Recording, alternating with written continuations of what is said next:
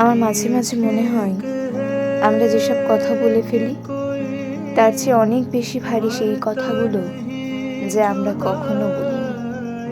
ওই যে রাগের মাথায় বলতে গিয়েও না বলা ভালোবাসি কথাটা, অথবা অভিমানে দেয়ালে মুখ লুকিয়ে রাখা যেও না কথাটা, ওই যে সময় মতো বলতে না পারা ক্ষমা করে দিও, এই কথাগুলো হারিয়ে যায় না।